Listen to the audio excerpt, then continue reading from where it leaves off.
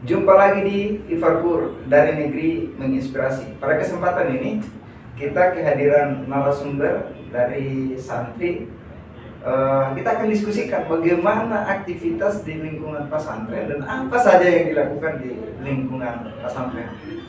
Bagaimana, Vi? Sehat? Alhamdulillah sehat. Sehat. Nah, jadi kita akan berbincang bagaimana aktivitas di pesantren, apa-apa yang dilakukan, dan setelah selesai dari pesantren itu seperti apa, nanti kita akan diskusikan bersama beliau. Nah, berapa lama ini mondok di pesantren? Mungkin diceritakan pengalaman waktu di lingkungan pesantren atau pada saat mondok. Baik. Untuk pengalaman di pesantren dan berapa lama mondok di pesantren, alhamdulillah saya baru menjalani 5 tahun masuk di pesantren. Dan alhamdulillah ketika masuk pesantren banyak sekali pengalaman yang kemudian saya dapatkan, banyak sekali pengetahuan-pengetahuan baru yang saya dapatkan di pesantren. Tapi saya masuk pesantren itu dalam posisi usia sudah 24 tahun. Itu pun masuk ke dalam pesantren dengan kondisi yang memang tidak tahu ngaji. Jadi saya cerita sedikit terkait dengan pengalaman bagaimana ceritanya sampai masuk ke dalam pesantren. Jadi sebenarnya tidak ada niat untuk masuk pesantren sebelumnya. Tapi karena ke Jawa itu hanya pengen jalan, pokoknya nggak ada tujuan yang jelas. Sampai pada akhirnya kehabisan ekonomi, tidak punya uang, tidak punya makan, dan memang tidak punya tempat tinggal karena tidak kenal orang. Lalu akhirnya saya pilih jalan pesantren, setidaknya untuk mengamankan posisi saya. Yang pertama tidur, minum, makan, dan tempat tinggal, itu saja. Nah, setelah di pesantren, kemudian saya merasa bahwa ternyata penting saya di sini. Lalu kemudian saya putuskan untuk belajar tentang Al-Quran. Tapi ada pengalaman baru di mana setelah semuanya yang tadinya saya pengen cepat-cepat dan lain sebagainya, ternyata dalam pesantren namanya juga santri, hidup serba ngantri. Itu pengalaman paling pertama dan bagi saya itu paling berharga. Karena apa? Secara tidak langsung kemudian dia bisa menguji kesabaran saya, bisa menguji mental saya untuk selalu bersabar, tidak gegabah. Jadi masuk pesantren itu tanpa ada target atau impian atau cita-cita, nyantol dari istilahnya jalan itu sebagai bentuk penyelamatan. Artinya karena tadi kehabisan ekonomi, tidak ada tempat tinggal dan lain-lain. Benar. Nah, tapi menarik juga setelah perjalanan itu kok betah selama 5 tahun. Nah, 5 tahun selama di pesantren itu fokusnya kayak apa sampai bikin betah selama 5 tahun itu? Jadi selama 5 tahun itu, setelah masuk pesantren, perlu yang setahu saya waktu itu, setelah saya tanya-tanya apa sih aktivitas yang sebenarnya di pesantren, ternyata ada teman-teman yang sampaikan bahwa di pesantren sini sampai bebas pilih mengajar. Kamu bebas pilih untuk belajar apa. Boleh belajar kitab, boleh belajar Al-Quran. Kalau misalkan belajar kitab, ada pondok khususnya untuk belajar lebih fokus tentang kitab. Ya. Kalau belajar tentang Al-Quran, ada juga pesantren yang fokus belajar tentang Al-Quran. Jadi misalkan soal keagamaan ini, setiap tempat itu pasti menyiapkan pembelajaran untuk perlu didalami. Tinggal kita saja yang milih mau kemana. Berarti ada dikhususkan khusus untuk belajar kitab. Benar. Ada juga dikhususkan untuk hafalan. Tapi sendiri ambil fokus ke kitab apa hafalan ini? Saya fokus ke hafalan karena bagi saya waktu itu tidak mungkin sekali belajar kitab, karena untuk belajar kitab itu dalam rentang waktu 5 tahun mungkin bagi teman-teman di luar sana cukup, tapi bagi saya tidak cukup. Karena banyak yang belajar kitab itu mulai dari SD, SMP, SMA sampai dengan kuliah, bahkan sampai nikah di dalam pondok itu juga masih belum selesai ya. Belum selesai. Nah, menarik ini fokus kepada hafalan. Ya. Nah, tahapan-tahapan hafalan ini misalkan yang tadinya sudah disampaikan terkait dengan pengalaman itu, hafalan ini dimulainya dari mana sih? Ya. Biar kita juga tahu ini. Jadi saya, abang dan teman-teman di luar sana,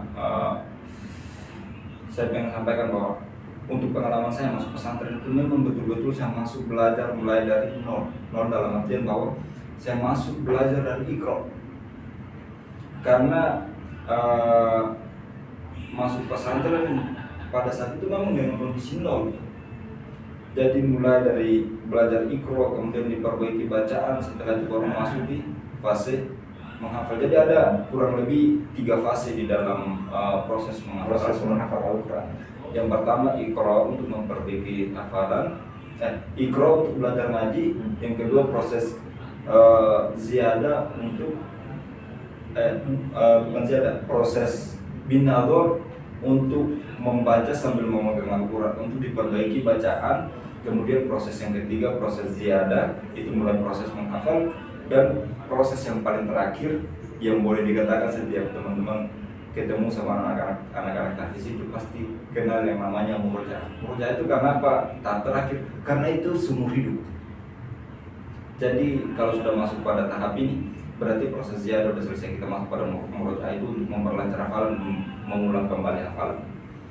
4 tahap itu. Dan saya sendiri masuk dari ikro 2 bulan, lalu kemudian binador 2 bulan, hatam. Binador ini yang baca menjadi Al-Quran ya.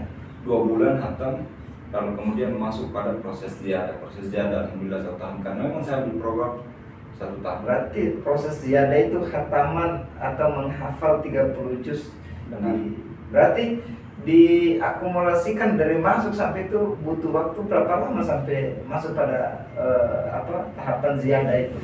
Saya butuh waktu kurang lebih 2 tahun dan sisanya saya pakai untuk pengabdian. Karena istilah di pesantren itu, ilmu itu digapai dengan cara belajar, sementara barokah itu digapai dengan cara mengabdi. Nah, setelah daripada situ ada teman-teman yang kemudian kembali untuk mengabdi di kampung halaman, ada juga yang ditawarkan untuk bermacam-macam. Kalau di posisi saya memilih untuk kemudian mengabdi kepada pesantren sendiri, karena saya berpikir bahwa itu tidak cukup. Karena saya masuk pesantren itu full gratis itu. Saya tidak diminta bayaran apa-apa. Kata Pak Kiai, kata Kiai, kata Ustadz itu, yang penting ada niat untuk belajar, sudah selesai. Kalau untuk masalah minum makan dan lain sebagainya, kita semua berharap kepada Allah. Jadi semahal-mahal apapun pesantren itu, kalau Allah memberi gaji kurang, ini sudah kurang. Tapi karena kita tidak berharap kepada manusia, lalu kemudian berharap kepada Allah, tidak biasa. Ada saja yang datang. Bayangkan dari pesantren itu dengan jumlah santri yang banyak dan kami semua dikasih gratis dan makan 3 kali sehari. Alhamdulillah Mencukupi ya. Ada saja. Dan sampai juga di setiap pesantren itu paman, di setiap pesantren itu ada program-program khusus, program-program unggulan itu namanya. Jadi ada yang memang programnya 3 tahun hafal 30 juz, ada yang 2 tahun hafal 30 juz, bahkan ada yang 1 tahun hafal 30 juz. Kebetulan yang saya masuk pertama masuk ke pondok yang programnya 4 tahun. 4 tahun 30 juz. Tapi saya optimis sekali, sekalipun dengan kondisi saya yang belum bisa ngaji, saya optimis. Pokoknya saya harus selesai dalam jangka waktu yang cepat. Lalu kemudian saya minta kepada pengasuh pondok yang pertama untuk daftarkan saya ke pondok yang lebih cepat. Akhirnya pengasuhnya daftar saya ke satu pondok di Jawa Timur, di Jombang itu, namanya Hamalatul Quran. Hamalatul Quran itu dalam bahasa Indonesianya kampung Quran. Lalu kemudian masuk ke situ. Pondok itu insya Allah ketat dan setiap hari aktivitasnya cuma dengan Al-Quran. Kitab ada, tapi seminggu sekali. Dia hanya sebagai pelengkap saja. Tapi yang prioritasnya adalah Al-Quran. Terus setelah di situ saya tahu programnya 2 tahun hatam Quran. Jadi di situ sistemnya itu setoran itu cuma per halaman per hari. 1 halaman Quran, tapi lebih full dengan ngaji wajib, ngaji lain-lain semua. Tidak ada hari tanpa Al-Quran di situ. Lalu kemudian saya meminta untuk kemudian dipindahkan ke pondok dengan program yang lebih cepat 1 tahun. Jadi saya justru penasaran dengan bahasa yang kemudian orang-orang sering sampaikan itu semakin tinggi umur semakin lemah hafalan. Sebenarnya itu nggak ada. Tidak ada ya? Tidak ada kayak gitu. Kembali lagi kepada bagaimana niat dan keinginan kita mau tahu atau tidak mau belajar atau tidak ya. Benar. Jadi saya masuk pesantren dengan kondisi umur yang kemudian sudah masuk 24 tahun. Saya memilih program yang 1 tahun hatam Al-Quran dan ternyata saya bisa, dan kata itu saya buktikan bahwa ternyata tidak ada. Itu hanya Tidak karena ada batasan dari usia. Benar. Ingatan itu bukan dilihat daripada usia, tapi bagaimana keinginan untuk kita belajar ya. Lebih meyakinkan saya lagi ketika saya masuk ke pondok pesantren yang programnya 1 tahun hatam 30 juz itu, yang lebih membuat saya yakin itu karena Ustadz itu sering memotivasi kami dengan bahasa Al-Quran sendiri. Di surah Al-Qamar itu Allah sampaikan wala qad yassarnal Qur'ana lidzikri fahal min mudzakir. Dan telah kami mudahkan Al-Quran ini untuk apakah dari kalian untuk mengambil petunjuk di dalamnya. Jadi kata memudahkan itu, Al-Quran itu bagi siapa saja, mau umur 20 tahun, 30 tahun, 40 tahun, semua bisa, yang penting punya keinginan untuk menghafal. Kalau doa orang Jawa itu namanya Allahumma dipokso, kata orang Jawa, Allahumma dipaksa. Jadi untuk menghafal Al-Quran ya kita mau jadi PNS saja, tes ulang-ulang disuruh ke sana, pokoknya repot lah gitu, bahasanya repot. Apalagi untuk kemudian menghafal Al-Quran yang kemudian targetnya adalah mahkota. Apakah semudah itu? Jadi bilang hafal Al-Quran susah gitu, karena mau melakukan suatu kebaikan dengan hasil yang baik itu butuh perjuangan yang ekstra gitu. Tapi Allah menjamin kemudahan itu sendiri bagi siapa yang punya keinginan. Artinya yang susah itu bagi yang tidak mau belajar dan tidak mau tahu. Benar. Tapi mudah bagi yang punya keinginan dan mau belajar. Bukan mudah bagi yang punya IQ tinggi, bukan mudah yang bagi anak muda, enggak. Mudah bagi siapa yang punya keinginan untuk tahu dan mendalami. Nah, ini menarik ya, bahwa dari kecantul sampai dengan konsisten sampai dengan ini, nah ini kan banyak fenomena yang menjadi sebuah persoalan yang bukan lagi hal yang baru bagi kita dalam konteks kehidupan sosial. Misalkan dari mondok setelah keluar itu kadang misalkan ketika tidak mampu untuk mengimbangi dalam kehidupan sosial, misalkan awalnya di lingkungan santri, dari tempat santri sampai dengan di sekitar itu, misalkan orang-orang yang katakanlah tadi yang disampaikan bisa santri, tapi ternyata setelah pulang kampung atau sudah masuk dalam dunia pekerjaan atau kuliah, itu kan tantangan baru nih, bahwa lingkungan itu bukan lagi lingkungan yang dimana kita mendengar, melihat aktivitas yang dimana semua pada santri, tapi bebas, istilahnya lingkungannya bebas, semua orang dengan berbagai macam gaya, pikiran. Nah, ini bagaimana menjaga konsistensi seorang santri untuk tetap menjaga hafalannya. Nah, ini menarik.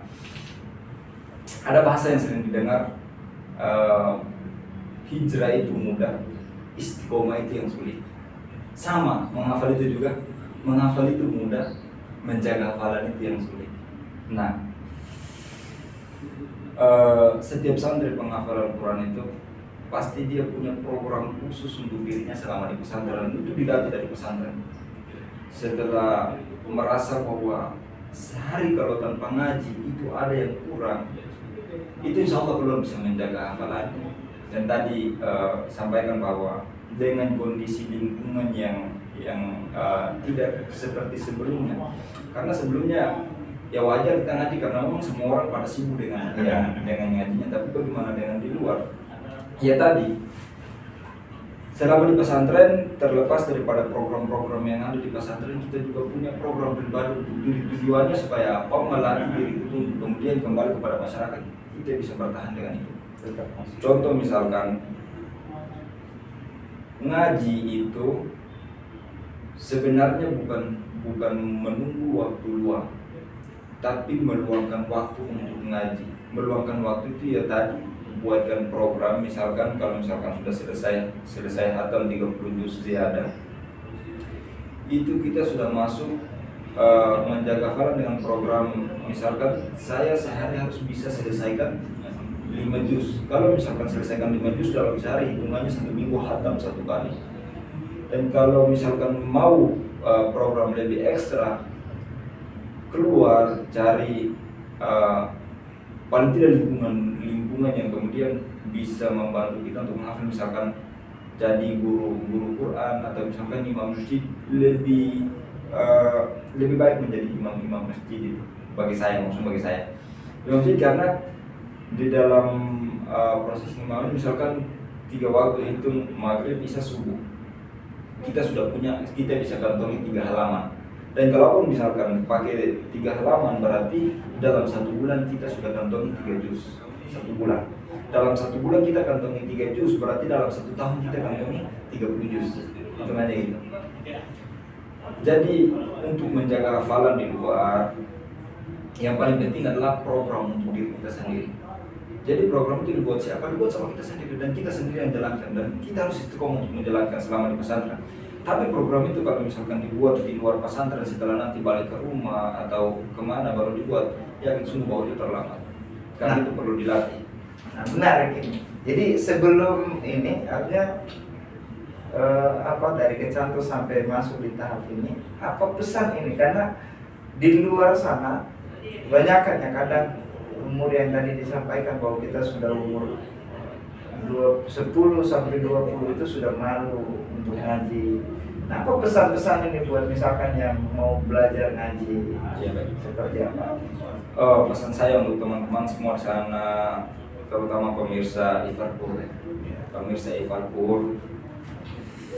untuk yang namanya belajar tidak dibatasi oleh usia.